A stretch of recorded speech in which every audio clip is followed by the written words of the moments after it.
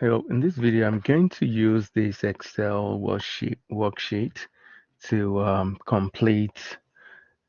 to answer these questions here. The first thing I'm going to do is get rid of this bottom part of this worksheet since I don't need it. I only need these two top parts. And so here I have the less than area. If I'm going to input Z value, it's going to give me the less than area here, and it's going to give me the greater than area here. And if I'm looking for the area between two values, I'm going to use this between part of the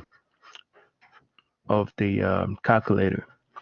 So first thing I'm going to do for the first one, I'm going to input negative 1.12 here, and that gives me the less than area. That is the area less than negative 1.12 is that area there, 0.1314. So I can just take that number and copy and paste directly in here. That check that might work, and that should be correct. So the second one wants a greater than area. So if I put in that number here, negative 1.95, and I'm going to just pick up the greater than area here and copy and paste that, and that is going to give me the required answer there. So that is, if I have a z-score of negative 1.95, the area above it is going to be this area here, the greater than area. And then the third one is just asking for z greater than 0. So 0 is at the center, so we don't actually even need to bother calculating that because we know that the area below that is going to be 0.5. The area above that is 0.5. So if I plug in 0 here for fun, the answer to that is going to be 0.5. For this next one, again, I can plug it in there and get the answer. For part E, I want the area between two values, so I'm just going to plug in the negative 2.63 and positive negative 0.15. Now, so I have a picture that pretty much just looks like this. I have negative 2.63 here, then I have negative 0.15 here, and I'm looking for the area between them. So the area between them is captured here, so I can copy and paste that here. Okay, and part F follows the same way. I just need to put in the two values, and I'm going to get the area between them. Now, when it comes to part G, we're looking at a given question there. So we have probability of, we know that probability of A given B is probability of A and B divided by the probability of B. So if we're looking for the probability that Z is, if we're looking for the probability as given in part G, it's just going to be Z less than negative 0.89 and Z greater than 0, and that will be divided by probability that Z is greater than 0 for part G. So we know that Z greater than 0, the answer to that one is 0.5.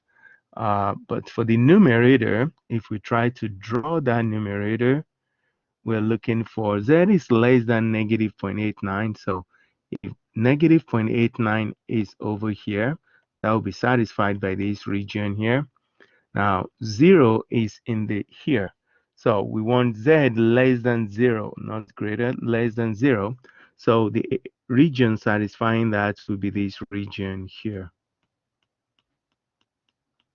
So the intersection of the two is over here, the intersection of the two areas. So we're pretty much just saying the numerator is the region where Z is less than negative 0.89. So if we just put negative 0.89 here, it's going to give us the less than region. Then we are going to divide that by 0.5. So less than area is 0.1867. So we divide that by 0.5, essentially the same thing as multiplying that area by 2. So let's just say times 0.5 here. Sorry, divide by 0.5. Okay, so it gives us this answer here, which we can just copy and paste over there. Let's get rid of some of these decimal places. Okay. So if I check my answer, that should be good. So for part H, we're looking for the probability that Z is less than one number or greater than the other in part H. So we have Z is less than negative 2.32. So we're talking about this region, or Z is greater than negative 0.15. So or means we just need any region that is covered at all. We want this or that, meaning whatever region is covered at all is included. So in this case, if we can find the region between them, then we can subtract that region between them from 1 to get that region outside of them. So in that case, we can just go in here and say we want that region outside of these two, negative 2.32. Then the other one is negative 0.15. So the region between them is 0.4032. So 0.4032 is the region between them. If you want the region outside of them, we're going to take that and subtract it from 1. Okay, so that would be the region outside of them. So you can just copy that value and paste here. Now it gets to part I here. We're looking again for OR. We're looking for region outside of two numbers again here. So we're going to do something very similar to what we just did. However, in this case, though, when we draw the curve, we see that negative 0.56 is over here,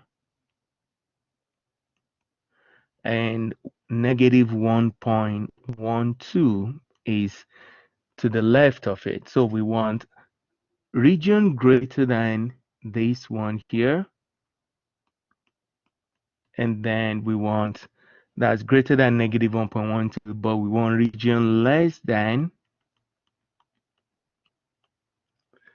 negative 0.56.